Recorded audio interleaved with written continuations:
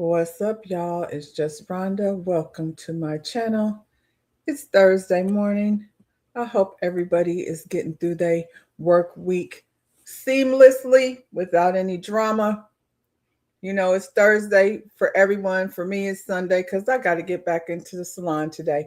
I mean, not today, tomorrow. Ooh, I'm already flabbergasted. I got to get back into the salon tomorrow. So after I get done, having a little morning chat, little coffee talk with you guys, I got to start switching gears and get back in that mode, where I got to be dealing with outside energy. My first client, tomorrow is a lovely lady. I really enjoy her company. So that's the benefit of being, a seasoned stylist where you can look at your book and know who's coming and know which energy to be on. Um, I don't really have too much issue with new people. I had some good, new clients last week. New clients are a necessity always. So, if you're not taking new clients, then I guess, you booked and busy and you don't want to meet anybody else. For me, I'm booked, but I'm always open. The clients come and the clients go. So you don't want to shut the door. Anyway, like the video, subscribe to the channel. I'm on my caffeinated. I've been quite caffeinated this morning. So I'm not sure what that's all about, but I guess I needed that extra caboose of, caffeine. But I got my H2 to the O. What y'all got? What everybody's sipping on this morning? Did you need a little extra to get you going, or are you on your healthy kick and smoothieing that thing out? Listen, you can never compete with me when I'm helping you win too. I feel like that's a very healthy mindset. Competition, um, I don't know, competition between people like within the same industry or business it's a healthy thing. It doesn't have to be so competitive that it's nasty. I feel like when you have a business, like say a salon, I'm gonna say a salon because that's what I do. When you have a business that's a salon and then another salon comes in the area, I mean, it's competitive, but we don't do the same thing. They're who they are, and I'm who I am. And I feel like people navigate towards what they're comfortable with. So competition doesn't have to be nasty. Now, we're not snatching clients in business, but if you think about it, every corner, McDonald's don't really be by themselves. It's always like a Wendy's or a Burger King or something close by. You know what that brings? Traffic. It brings traffic. Also, like, in a more important mindset, you can never compete with me when I'm hoping you win too. I like to be around people who are winning. I don't want to smash my people down. You know what I'm saying? I want to see us all win. So, we could do this thing. It ain't no fun if the homie can't have none. You know what I'm saying? I don't really want to be quoting Snoop. Was Snoop the one that said that? I know that was on his album, but it ain't no fun if the homie can't have none. We can't be out here, winning and not wanting to see, our sister, our brother, our next door neighbor, whoever, with is in our group. We want them all to win. We want everybody to win. Um, there's levels to the thing. No, we can't all stand on the same stage or in the same space, but whatever stage you standing on, which should be your own, we all come with our own stage. Whatever stage you standing on, bring a sister up, bring a brother up, bring someone up along with you so you ain't standing there by yourself. What good is it? You know what I'm saying? To be successful if you can't have somebody there with you to celebrate with. I'm paraphrasing, but shout out to Billy D. If you ain't never seen Lady Sings the Blues, child, you know what I'm saying? Success is nothing. Success is nothing without somebody to share it with. That's right. Was that Lady? No, was it Lady Sings the Blues or was that Mahogany? I know it was Billy D. Billy D was my first crush. Good morning, T. Billy D was my first crush. As a little girl, that was the first man I remember having a crush on. Something about that Billy D, did something to me as a child. I had a crush on that man. Success is nothing.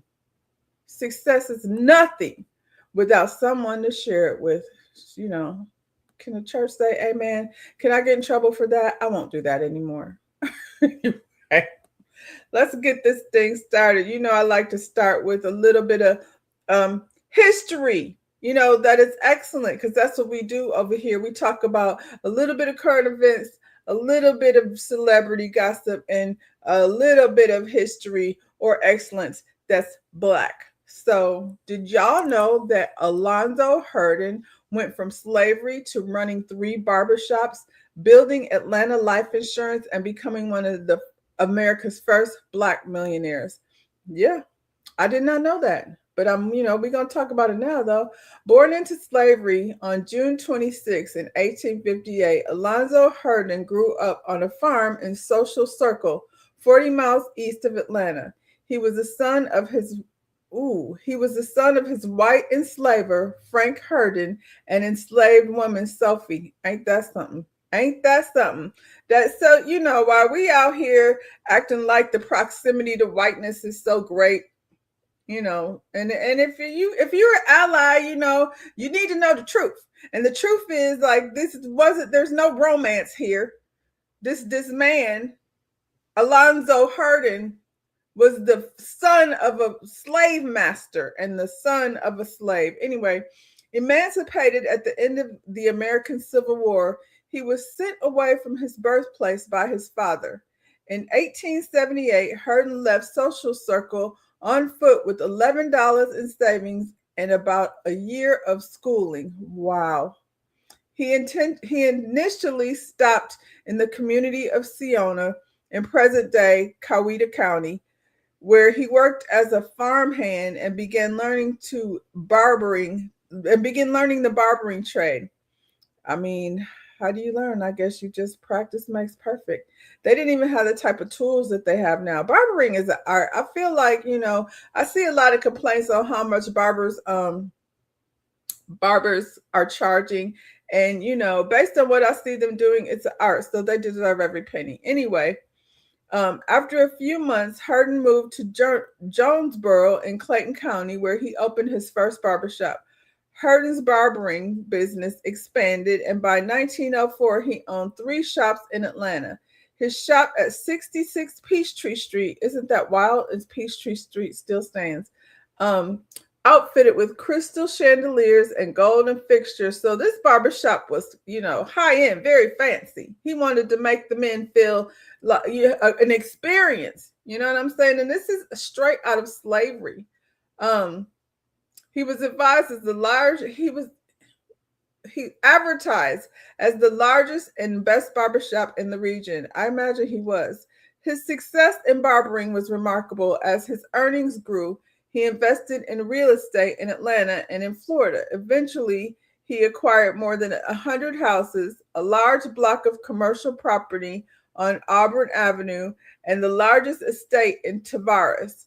In 1905, he purchased a failing mutual aid association, which he incorporated as the Atlanta Mutual Insurance Association. With Herndon playing a pivotal role as the president and chief stockholder, the small association expanded its assets from 5,000 in 1905 to more than 400,000 by 1922.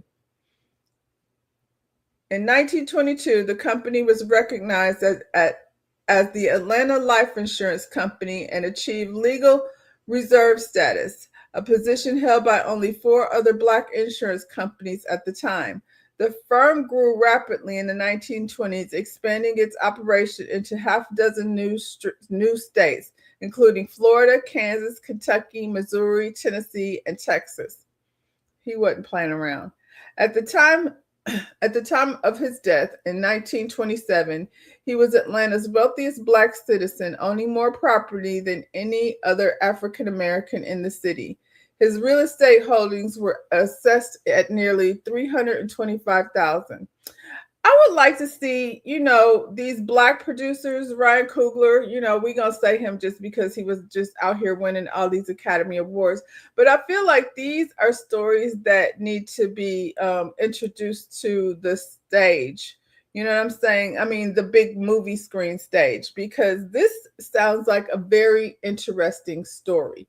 And I feel like we could learn a lot from it. We could learn a lot from, we complaining right now with all the access to the things that we have. We get we've been dealing with racism as a people since the beginning of time. So no, we don't want Tyler to have it. Not Tyler. I mean, good storytellers, not ones that goes in the toilet and writes the movie while he poops and then comes out and says, "Hey, I got a movie for you." Not that. Plus, we don't want any actors being required to bend over, a Hennessy bottle. But I feel like, I mean, these are the type of stories that, need to be shared with the masses, and we, all learn in different kind of ways. Not everybody is going to sit here and read a book or do the research about this man, but um I feel like a movie, a story needs to be told just to inspire our youth, because like I said, we have access to so many things. This man was enslaved. So, he came out of slavery and built his own wealth, and based on the way they described the barbershop, like this was on a high end. So where does that motivation come from? Where does that tenacity come from? We need more of it. We need these stories told. And so while they over here fighting over Paramount, Netflix, and who gonna own what and who gonna buy things, and all of it is designed to keep us out of the story anyway.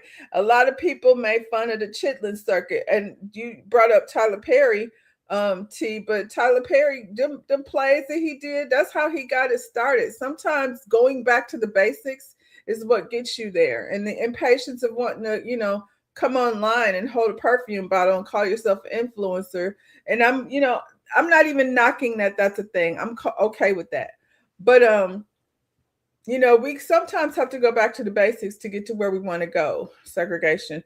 I mean, it just, I'm going to keep saying that because, and I'm not saying purposely leave people out, but build things for our own, because, they don't want us there. This man went, and not only just in Atlanta, but, across the Midwest. So, yeah, we need these stories told, maybe to inspire our young people to be a little more tenacious, because, he built an empire from nothing and we have access to so much. So, yeah, so what'd you say, T? Salute. Salute to our history, because we can only learn from it. From the history to the future,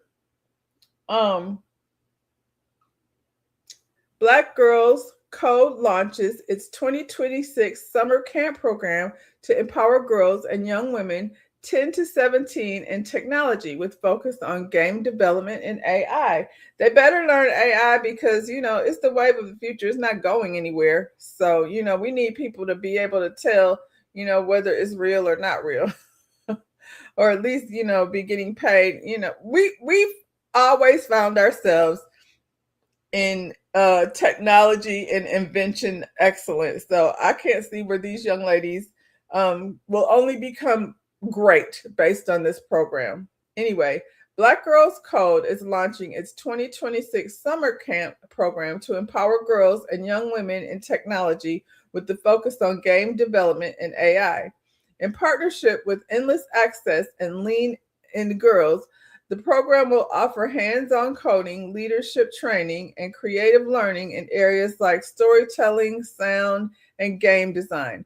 Participants will build their own game and present final projects while learning from the industry experts. I think that sounds amazing. The camp will take place in multiple cities across the U.S. and Puerto Rico, along with virtual sessions reaching over 600 youth ages 10 to 17. I wish I knew about this when my kids were in school. I think that's great. This right here, like I said, is the future and the opportunity for these young girls to be a part of the cinematic storytelling that I was just saying, as far as, making these movies and getting the information out there. If AI and technology and all of these things go together, movie making has become very technical, but I think that's awesome.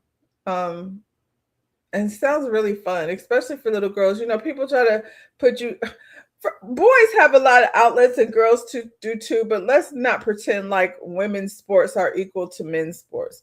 So it's cool that girls who are generally, once they become women, are fighting against not just racism but misogyny. And so always feeling like, or being told whatever they're doing is little. Go watch Hidden Figures and we'll know we're not little. We know are magic. That's what the magic is, I believe. So, other outlets for kids. Kids are very smart. I wish I had one of these in my house.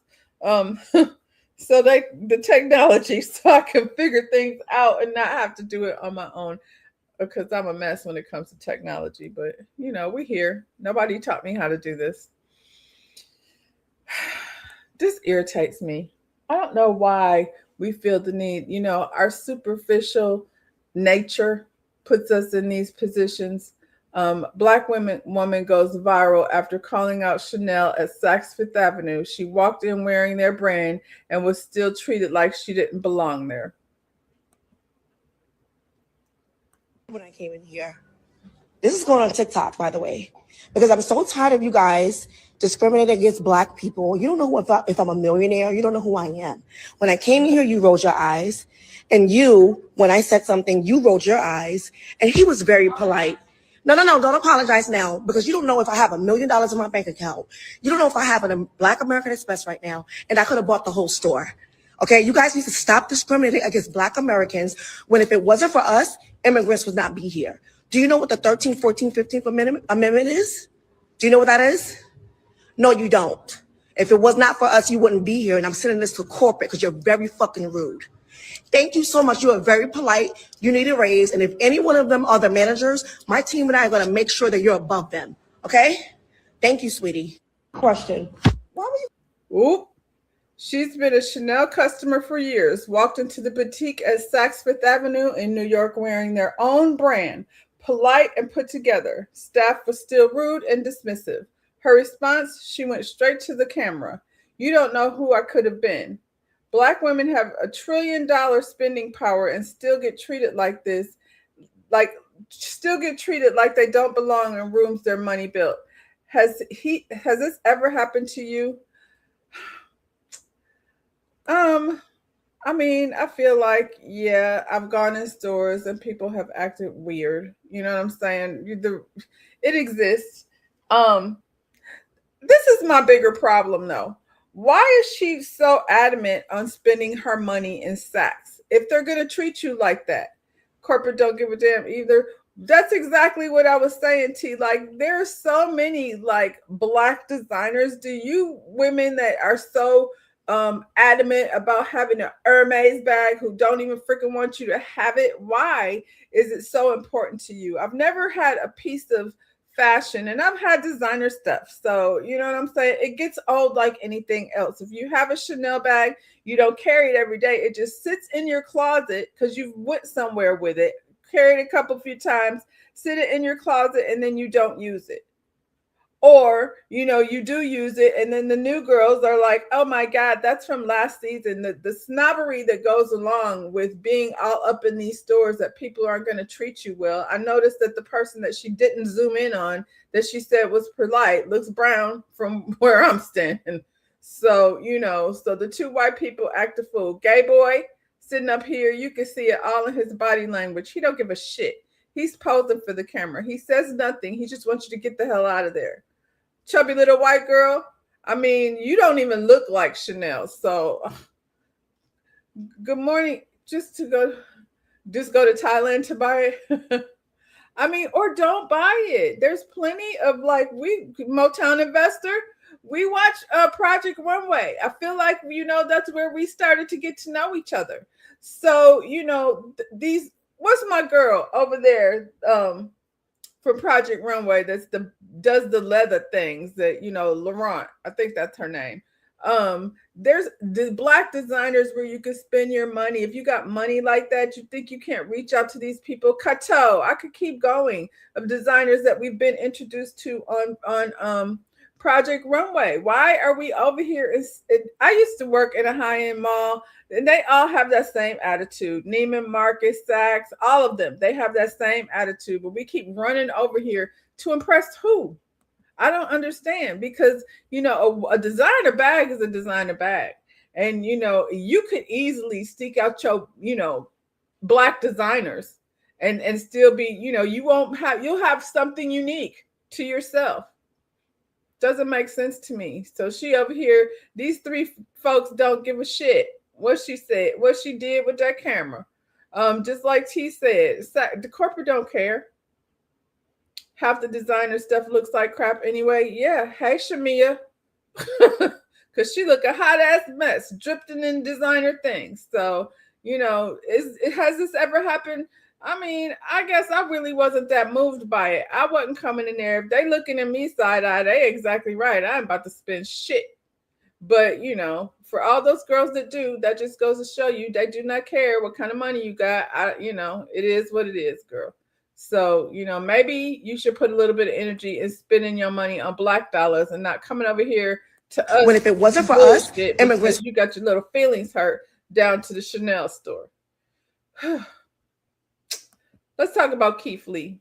Keith Lee stays out here doing, he's a good guy. I like him. I don't want to hear no dirt about Keith Lee. TikTok star Keith Lee is waiving all vendors' fees for his inaugural New Orleans Food Festival in May, saying he wants to prioritize local business. TikTok food critic Keith Lee is expanding his impact beyond viral reviews with the launch of his first ever food festival. I think this will be successful. I think this is a great idea for him. Family Day is set to take place in New Orleans. Oh my God. Oh, the food. When is this? Jeez, oh Pete, in May? Oh, this gonna be good. It's set to take place in New Orleans on May 16, 2026. Known for using his massive platform to spotlight small and struggling restaurants, Lee is now taking that mission to a larger stage. This time, though, live, community-focused event. I am here for this. They should have workshops. I'm not any part of this, but for small business, like when I go to hair shows, they have workshops for you that include, how to run a business. So, I don't know if that's something that will be incorporated here. This is his first one, but if these businesses are small business, it would be, dope if they have a workshop or something they could take back with them. One of the most notable aspects of the festival is Lee's decision to waive all vendor fees for local businesses. In an industry where food festivals often charge high participation costs, this move removes a major barrier for small and independent vendors. By doing so, Lee is prioritizing access and opportunity, allowing more local entrepreneurs to showcase their food without financial strain. I love this. Family Day is designed to be more than just a typical food festival. The event will feature a curated selection of local restaurants, live music performances, carnival-style attractions, and family-friendly activities. Lee has emphasized that the festival is rooted in community, aiming to uplift overlooked businesses and celebrate New Orleans' rich culture and culinary scene. The initiative reflects what fans often call Keith Lee effect, his ability to drive attention and success to small businesses through his reviews. By eliminating vendor fees and creating a high visibility platform, Lee is extending that influence into the real world, offering sustained exposure rather than temporary viral boosts. Ultimately, Family Day represents a new chapter in Keith Lee's career. It's not just about food, it's about economic opportunity, community support, giving local businesses a chance to thrive on a larger stage. I think this is awesome. Yeah. You want to go? I know. I'm like in New Orleans. Oh my God, this sounds really, yum. I love this. Especially because, like you said, people get excited to do things and maybe often don't participate because they can't afford to be a part of, it's a cost before you can even participate. You know what I'm saying? I love it. I hope that this turns out to be a thing that he does from, city to city. Memphis. Hey, Keith Lee, the people said there was nothing to do in Memphis, and Memphis needs help. I still, I don't like LeBron anyway, but I still think, he's not the issue. And, New Orleans, I don't know. People go to New Orleans. Their revenue is, there's a lot of poor, but I feel like their revenue is based on a lot of people coming to travel there. There's another reason to do it. This sounds like a wonderful event. I don't think Keith Lee has any type of culinary background. I think he's just a foodie. And thankfully, he got all this popularity and he's doing good things with it. You want some charboiled oysters? I got a list. Keith Lee, do not let Beyonce mama come over here. She don't get no booth over here because we don't want the people sick with her ridiculous recipes. Better than Darius Cooks, who goes around to small businesses to trash them. I've heard of him, but I'm, not super familiar with him. I think that's, he gonna get the karma that he deserves. Because even like with Tabitha Takeover, the lady that used to go to the salons, she came over there with a solution. I never got into, what's that man that be over here hollering and screaming at the people? I don't like those. I like Top Chef, the shows where the people are not there to trash your business. But yeah, Keith Lee is not a culinary person. So I'm really glad that he's taken this platform. And T, you trying to make me hungry. Memphis barbecue is fire. That maybe, like I said, he can take this. It's annual. It's his first one, so maybe he can take it from city to city, and then people will come to Memphis. I think it's gonna take black dollars to get Memphis to the next level, to another level. You know what I'm saying? I don't necessarily think a food festival can save Memphis. It's a poor city, and it's poor because it's 62 or 3% black. So we know the money ain't really going. The focus is not going to go there. But there's things like that they could do to because they do have a professional basketball team. I'm just saying, you need to have things for people to do when they come to your city. Not on the level that you need to like accommodate LeBron James. Like, sit your ass down. Like, you don't always have to have 5-star, or what do they call it? The Four Seasons style accommodations. Relax. But yeah. Shout out to Keith Lee out here doing good things for the community. At least he's standing on business. He, over here giving back. And so now when I see him on the red carpets and things, it's more oppressive. So let's get into these people. We ain't gonna spend too much time over here, but this lady is upset, y'all. I'm sick of this shit. I'm sick of it. Can't he just behave like a normal human? I mean, honestly, like the president, 3D chess, shut up. Fucking shut up about that shit. You don't threaten to wipe out an entire civilization. We're talking about civilians just casually in a social media post. Like I am the first to try to understand Trump and his strategy and to not freak out over his weird social media posts and language that is loose and incendiary. Truly, I've lived with it for 10 plus years. I learned it the hard way when I was on the receiving end of it for 9 months. And truly, I think that was a gift to me in many ways because it helped me really come to understand what he does with his social media. But this is completely irresponsible and disgusting. This is wrong. It's wrong.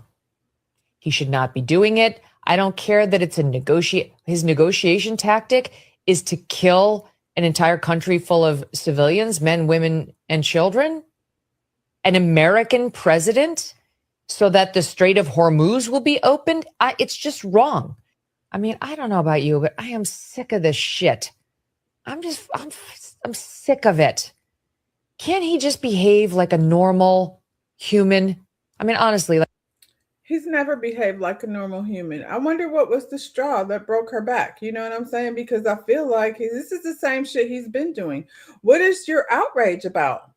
I mean, it seems as though the people are trying to separate themselves. Is she worried about what this is going to look like, on the other side of whatever this is we got going on? Because, she backed the hell off. I mean, she didn't have no problems was watching that man get, stomped down by ICE and shot because he had a phone in his hand. She thought he should have kept his ass at home. You know what I'm saying? Now, all of a sudden, let's be clear, it's not because she cares.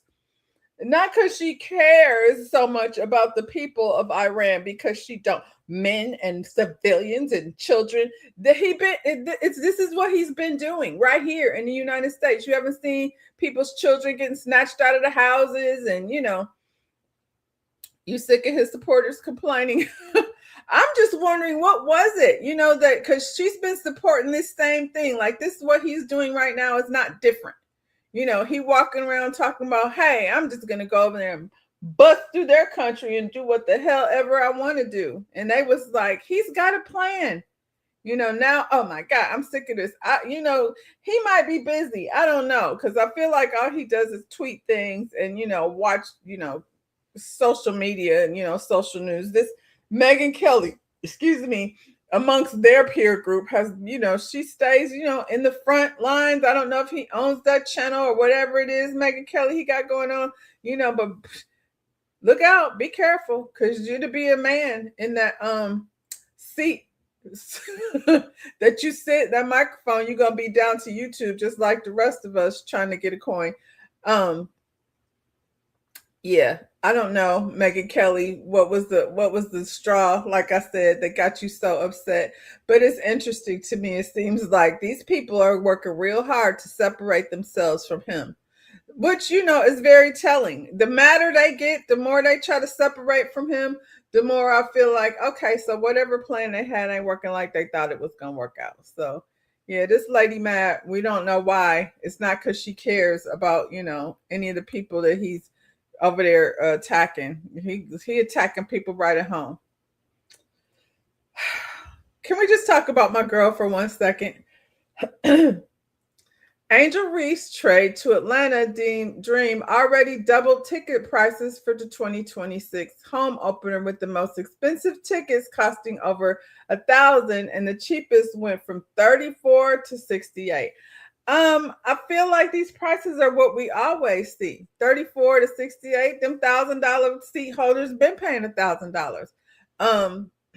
Listen, they just had a negotiation. These people got to figure out how they're gonna pay these girls. I just think it's funny how they try to take away from my girl and her shine. You know what I'm saying? And her skills.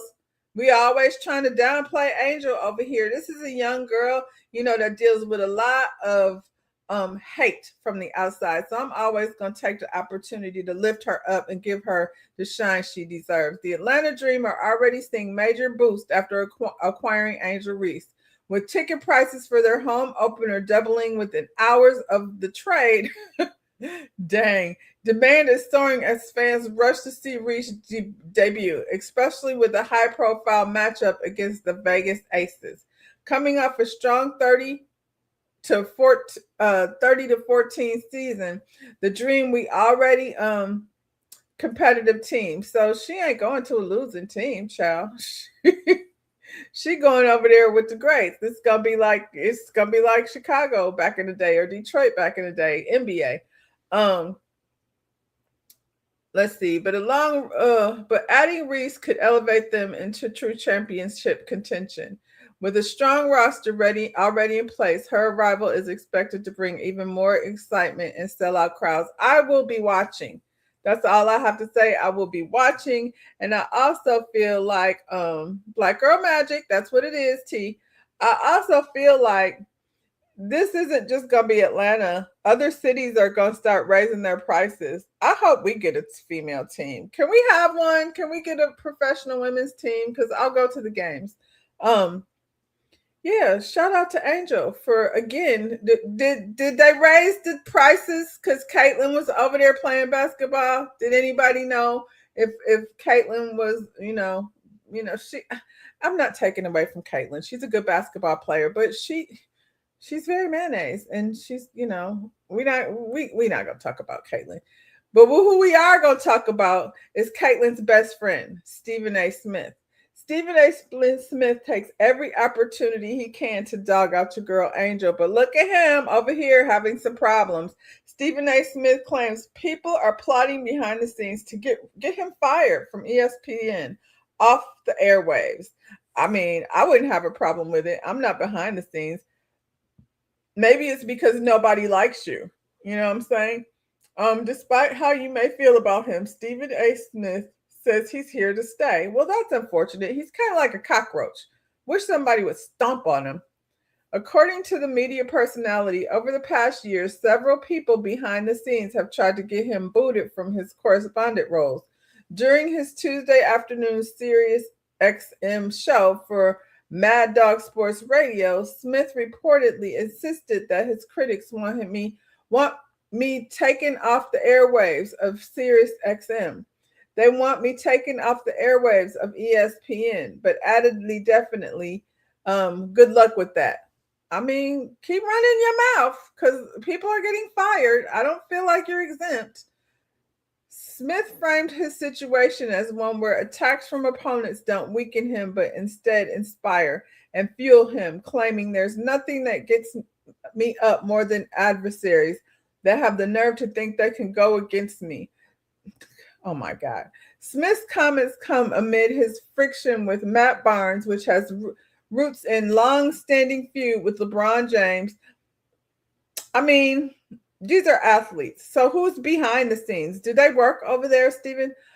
Stephen A. Smith also expressed his frustration at being blindsided by supposed allies who now criticize him, saying what hurts him isn't public attacks, but when people smile in my face, then backstab me. I mean, welcome to corporate, token. That's been going on, I'm sure. He went on to dismiss the idea that being fired would diminish his influence, telling listeners that if we're no longer tied to ESPN or Sirius SM, there will be no barricades, no barriers, and that being unleashed without those constraints could even make him more potent. Careful what you wish for, he added. I feel like he's worried because if he wasn't worried, he wouldn't be saying all that. So, him even put it out there, if I'm not with ESPN or Sirius SM, then, I'll be even more dangerous out there. Well, then quit. What's keeping you from, reaching your reaching your highest heights? Don Lemon is over there doing big things, but you are no Don Lemon. I can't stand Stephen A. Smith. So him dealing with this, for me, it's karma because you do this thing over, on your channel talking smack about, these players as if you've ever dribbled a ball anywhere. So yeah, anytime this man is feeling some type of way, I say, it's the karma that you deserve, my man. On to their news. So they be over here being nasty. And when I say they, I mean them because they're not like us. Ooh, homeschool kids. Shout out to the homeschool kids. Terrible Tennessee school board member under fire after calling minor hot during a meeting. Parents say he shouldn't be around kids. He shouldn't be around kids, Uncle Jethro. I also feel like people don't get to these positions without these behaviors always being visible. These people, whoever put him on the school board, have been, brushing off his inappropriate behavior. Now it's on Zoom. So we all see it. He's so comfortable. He on a Zoom call being inappropriate. A Washington County, Tennessee school board member is catching major backlash after making an inappropriate comment to a student during a public meeting. According to reports, board member Keith Irvine allegedly touched a student on the arm and said, "God, you're hot. You know that? Where do you go to school at?" Child ended. The student, who is a minor, was meeting to present her research on different schools to the board. She told him she attends Crockett High School. So she over here, child. Superintendent Jerry Boyd addresses the students saying the comment may have been intended as a compliment, but it's still inappropriate. Well, how is that a compliment? We know what that is. We don't like it as grown women. If a man says to you, God, you're hot, I'm going to be like, God, get out of my way. You're ignorant. He admitted the room got tense immediately after it happened, calling the moment uncomfortable. Is that what it was? Uncomfortable? Because old Billy Bob over here forgot he was on a public forum. Boyd also made it clear the school board expects professionalism and said the comment did not meet the standards. Oh my God, their verbiage is crazy. He added that the board will be reviewing the situation and could take action if necessary. What is it that we need to review? We're going to review it. And then, y'all can come to y'all's own conclusion. I don't know what the board is over here debating about. Despite the moment, the meeting continued because officials said the student was not in immediate danger. Meanwhile, her parents are not feeling it at all. One parent said, as a school board member, Irvine is irresponsible for student safety and and his behavior makes him feel like he shouldn't be around children. He shouldn't. So let's go ahead and see what this man was over here saying down to the school board meeting. Where do you go to school at? I go Crockett. All right. I just want to be crystal clear. The motion tonight is just to move forward with the talks, move forward with the information gathering. That way nobody has any misconceived notions that tonight we're going to, move forward and we're going to do this. God, you're hot. You know that? Hey, where do you go to school at? I go Crockett. All right. I just want to be crystal clear. The motion tonight is just to move forward with the talks, move forward with the information gathering. That way nobody has any misconceived notions that tonight we're going to, move forward and we're going to do this. God, you're hot. I'm sorry. This man drooling, God, you're hot. Put his hands on her. Poor girl. She's sandwiched in between these two men and they did not miss a beat. They just kept on going because they're used to him doing this type of dumb shit. This ain't just happened. People need to pay attention to local elections. You vote these people in, they are not appointed. That's true. And they know Uncle Billy Bob was over here being nasty, long before they appointed him there. That's why it's important to have women, I guess not all women, but, we need to have women in the room. It's probably a small town and he's probably related to someone important. Well, now he on the internet over here calling this little girl hot in front of everybody, of the whole world. Good morning, Hot Vibe, watching from the bushes. That job interfering with your personal time again? It's okay. We're going to make sure you hear what's going on. So this board member over here putting his hands on the children. And I'm curious as to what they need to investigate. He should be immediately fired. He should be immediately fired. But, here we are over here having a discussion about, how Billy Bob over here down to the school board meeting, calling the girl hot, breathing all heavy, putting his arms around her, touching her repeatedly. Ew. But we got to investigate what, Child. Shout out to the homeschool kids. Let me go here first. So I saw this story the other day and it bothered me because, I've been a caregiver for my own parent. I did not we had nurses, but the nurse was not the caregiver. People be handing their parents over to people, elderly. Check on your people because all nurses, and a lot of people take those jobs just so they can take advantage of people. But here, I'm going to go ahead and show you this video of this poor old man wandering around. Huh? You okay? Okay. You okay? Come on, let's go home. I'm gonna take you home, okay? Okay. Come on. You okay? Yeah. Okay. I got you. Thank you. You're welcome. Turn around and go back the way you came. Turn around and go back the way you came. Turn around and go back the way you came. Why? What? What do you mean? He's wet. What are you talking about? He just is not supposed to be out here. He's going to go all the way back the way he's supposed to go. Where is he supposed to go? Don't he live here? He knows He knows what? where he's supposed to go. Are you supposed to be out here? No. Well, why would you make him go way back down there? To teach him. It's like To teach him what? Yeah, that's what happens when you get old. no.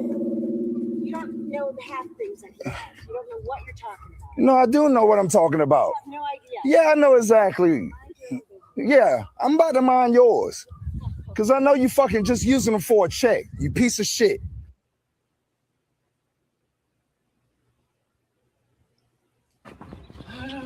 So yeah, so that happened. We get into what happened afterwards. Punishing an elderly man by forcing him to stay outside wearing only a diaper and a t-shirt, and now faces serious charges. The video shows the man standing outdoors, clutching his shirt, trembling all over. His legs are unsteady and he appears extremely vulnerable. The caregiver stands nearby, smirking and pointing indoors, claiming it was a lesson for him. Witnesses rushed forward to steady the man, but were blocked by the caregiver. The person filming approached, gently patting the man's shoulder and offering to take him home. The caregiver shouted repeatedly, insisting he return inside, tone cold and firm. Neighbors report this is not an isolated incident. The man has lived in the facility for years, repeatedly neglected and left vulnerable. The footage went viral quickly, shocking viewers nationwide. People demand a full investigation into the facility's management failures to ensure elderly safety. Additional witnesses have come forward, revealing the man had long been forced outdoors, unattended and vulnerable. Authorities have launched an investigation. The case remains ongoing and may escalate to criminal accountability. Do you think the caregiver and facility should face full accountability? Share your opinion in the comments. A nurse has been arrested for punishing. I'm glad she got arrested. That's for sure. I saw the video the other day and I was like hoping that something would come out of it. So I didn't do the story, but yeah, I'm so glad y'all gonna learn doing wild stuff out here. These people got cameras on. So, I'm not sure what the facility was. Apparently there's a home in the neighborhood where they're taking care of the elderly. So, they're calling it a facility. So that leads you to believe that he's not even the only one in there. So, shout out to this man for recording that woman and the foolishness that she's over there doing. And yeah, you could put your parents, your grandparents in a facility, but you better check on them because these people in there are not right. They are definitely not right. I have, an experience of my own that I will share maybe at another time because I ain't trying to get all emotional today over over elderly abuse. Anyway, back to the school. This is what happens, when you got Billy Bob down to the board, the school board, and you got drunk Debbie down here taking your kids on the school bus. Clipped by a fast-moving train at this intersection. The bus driver, Yvonne Hampton, now out on bond. Trains don't sneak up on people, folks, and that's what led to this arrest. This morning, terrified speeds by. 12-year-old Cheyenne Gant and her mom Tiffany say she was on the bus with some of her classmates and tried to warn Hampton. She stopped on the tracks specifically and then didn't move whenever we Listen to the children screaming as the train on the tracks specifically and then didn't move whenever we were all yelling train. And it was very scary in the moment. According to the arrest report, Hampton claimed there was a car at the intersection and she was waiting for the car to move. She said the car began to move on the tracks specifically and then didn't move whenever we were all yelling. So we're going to go back here to where this lady This morning, terrifying video showing a school bus in Florida filled with 29 children, clipped by a fast-moving train at this intersection. The bus driver, Yvonne Hampton, now out speeds by. 12-year-old Cheyenne Gant and her mom Tiffany say she was on the bus with some of her classmates and tried to warn Hampton. She stopped on the track. Man. Whew. It says parents in Sumter County, this is a Florida story, maybe choosing the carpool lane over the school bus for the rest of the school year. I would not be putting my kid back on no school bus. According to officials, 67-year-old bus driver Yvonne Hampton was arrested and charged with reckless driving, culpable negligence, and 29 counts of child neglect after allegedly ignoring active railroad warnings and driving onto the track as a train approached. The incident happened on April 2nd when a bus carrying 29 students and one aside was struck on the rear by an oncoming train. Investigators say warning lights and sirens were already activated when the driver proceeded across the tracks. Students have also come forward claiming they tried to warn Hampton, but she didn't listen. Surveillance footage reportedly captured a voice believed to be the driver saying, "Not gonna stop for no train." Well, of course it was her. Who else was gonna say it? Before she continued, despite the lowered track arms, the arms was down, everything with bells running, and she decided she was going to take these children across this train track. Miraculously, no one was injured. The driver, who had been with the district for years, has since resigned and was released on bond. Resigned? What do you mean resigned? She didn't resign. She was fired. You said your bus driver, Essie, would have never. I don't know. I mean, I don't know many bus drivers that would do that. The bus, I mean, it's been 100 years, but I remember the bus used to stop, open the door. Like it's a whole thing before the bus goes over the track. If the bells and things are already going, you're not trying to get a little car over the track. You got a whole bus full of 29 children. These kids are traumatized. Child, all the screaming and carrying on going because she stopped on the track. That's what I was going to say. She's lucky them tracks didn't drain the bus's battery. She's right. Or they would have been, some dead children. And that's crazy. And the fact that she's out on bond, put her over there with the school board member because the both of them, need to be, I don't know. She needs to go to jail. That's wild. That's crazy. Thank God none of those kids were hurt. But, not physically hurt, but I bet you that mentally they're all screwed. They're all going to be traumatized for a long time. How can you not? The bus didn't make it. It did not get clear. The bus absolutely got hit by a train. Whew, child. You just never know. You putting your kids in the hands of these people. I did not expect to be back over here talking about Offset. But not only did Offset get a little pow-pow in his booty, he down bad. So he went out here asking people for money. Now it says former NFL player Dez Bryant says Offset contacted him 3 hours before getting shot and owes him $8,000. Some people don't play about their money. The way he wrote this is hilarious to me. I don't ever talk about what I do or my relationships with anyone, but I'm going to give y'all a quick story between me and Offset. I beat Offset out of 8K. He tried to take a nap on me. I got to go. So I tap him to wake him up, telling him I need the AK. His partners saw me tapping on him. I can tell his partners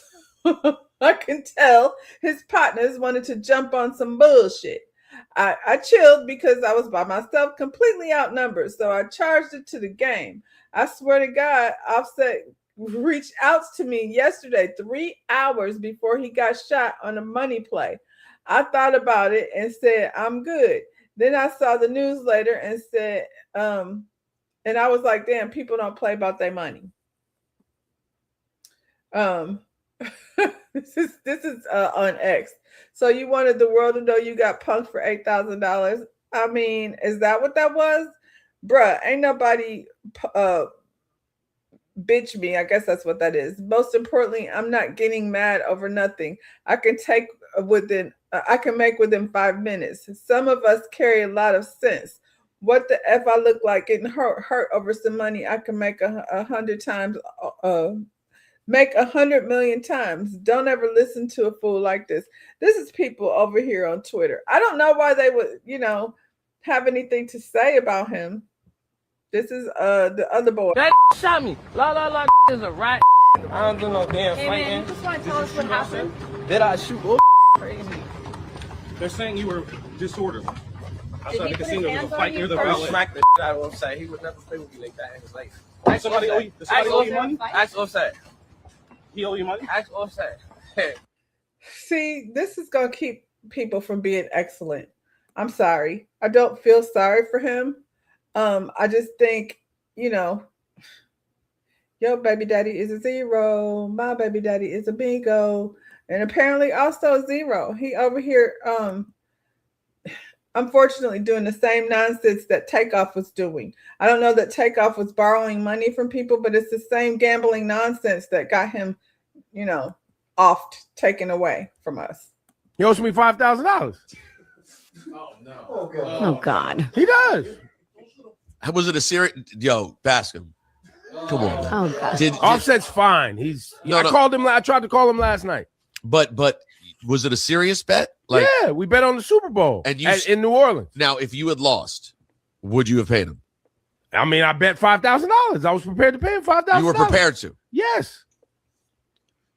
That is funny, though. I've talked to him 1,000 times since then and never jammed him up about $5,000. No, of course. Because clearly he's somebody that didn't pay his bet. Like, why I'm not going to chase you around about $5,000's not a big deal to me.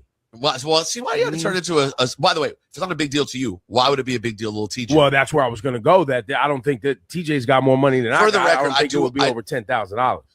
Everything's $5,000 not being a big deal is relative, by the way. Like, it depends who owes you $5,000. Me and Offset are in a good enough situation where I don't need to stress money from you. Yeah, it wasn't a loan. We made a bet. Didn't you and Offset have a bet? He owes me $5,000. Oh, no. Oh, God. He does. I'm sorry, but a bet is a bet. So, if you don't got it, then you shouldn't be betting. And if it were the other way around, Offset would be out here want his money back and down to the internet talking about how Ebro, ain't shit and owe him money. And so, and then, with the football player, I guess he called to negotiate, like, if I win this money, then I'll get you da-da-da.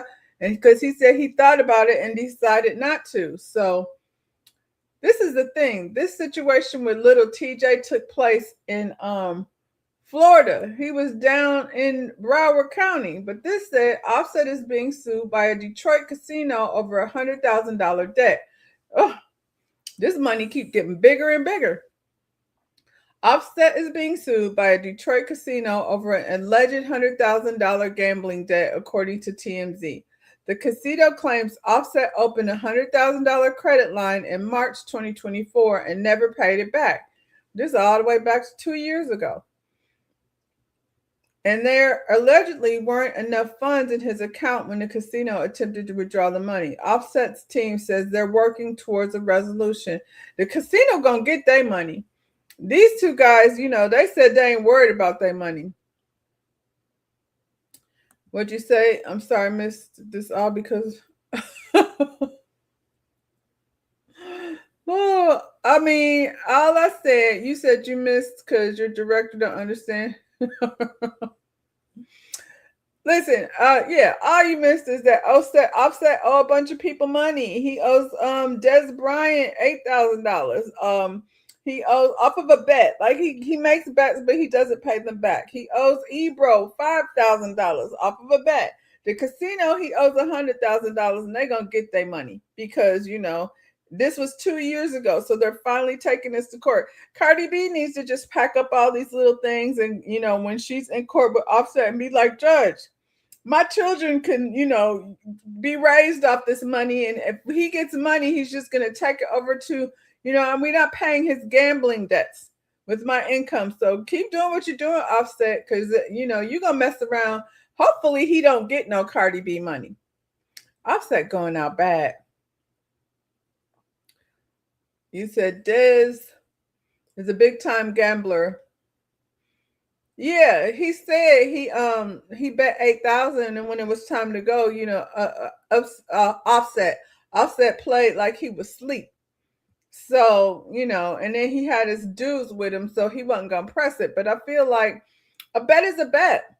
Like, if you ain't got it, don't do it. And especially not in no casino. Dad said he ain't worried about it. And Ebru said he's not worried about it. But this casino going to get their money. 100,000. Man, he got a problem. You know, that's it. It's unfortunate.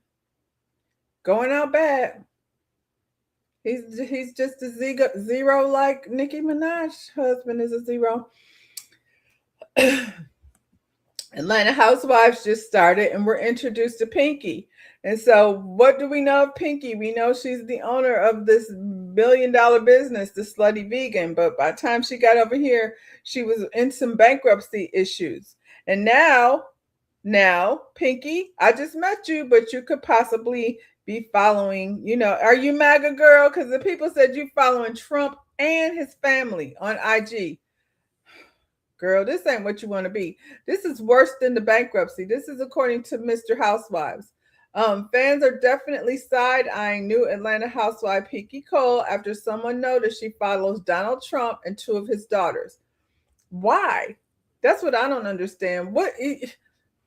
Anyway, I only even caught wind of this because fans have been reacting to this heavy online. I hadn't seen it, but I'm glad I've seen it now.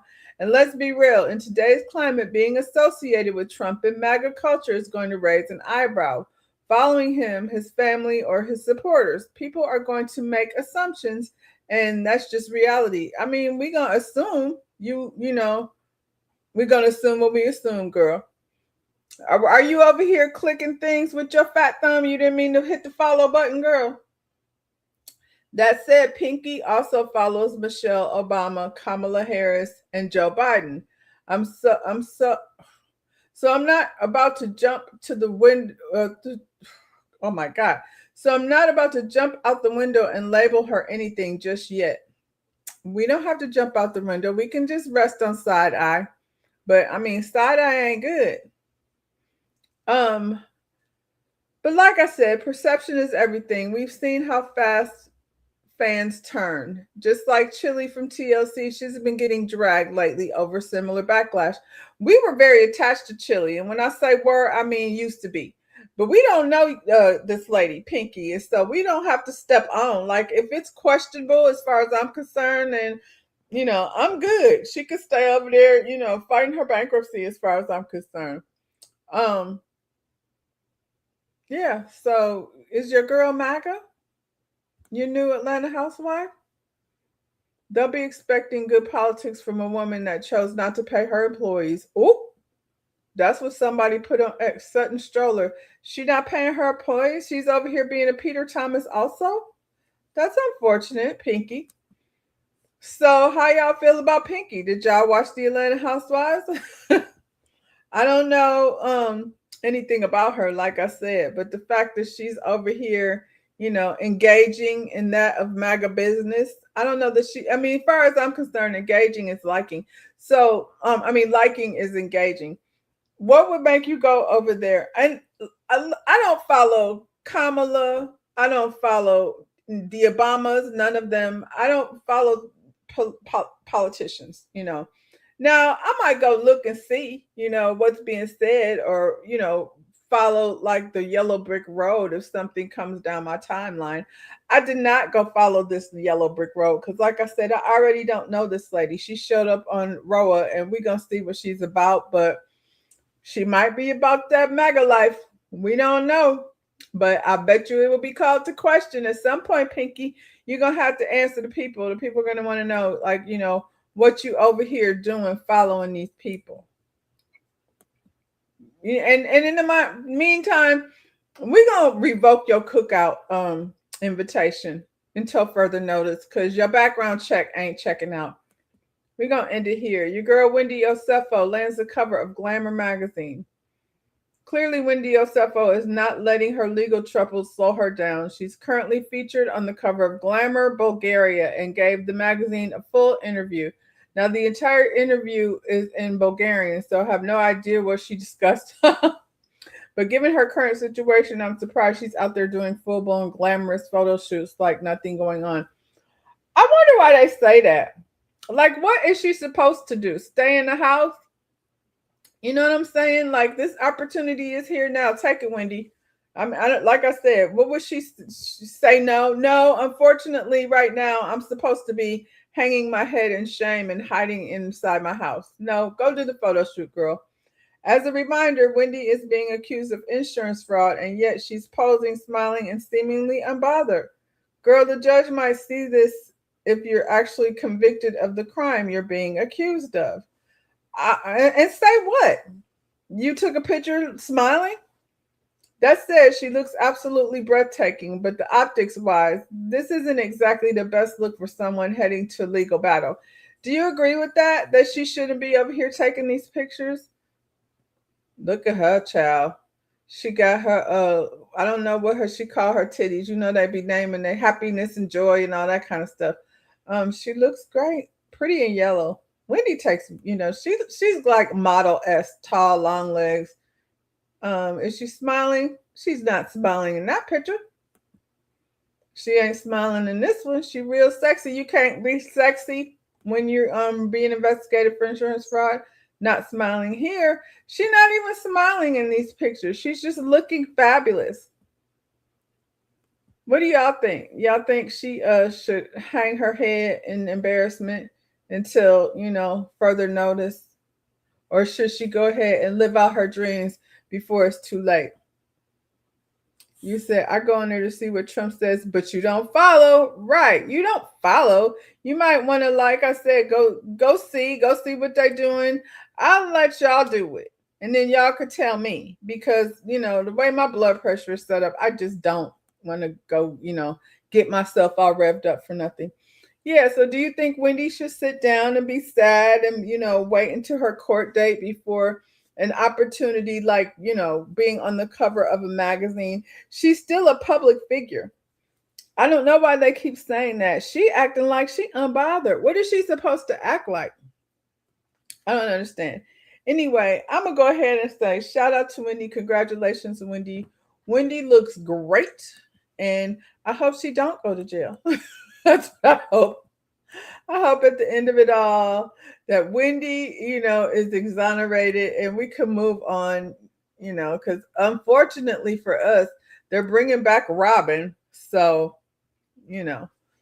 Anyway, y'all, that's all I got for today. I hope y'all enjoy your weekend. It's a little rainy over here, so I'm not sure what the weekend entails for me. But yeah, I'll see you on, what's today? I might come through. I don't know. I won't do anything live, but I might pop up with a little something, you know, over the weekend. But I'll be back on Sunday night to review Bill Collective. So yeah, until then, y'all be safe out there, and I'll see you when I see you. Bye, y'all.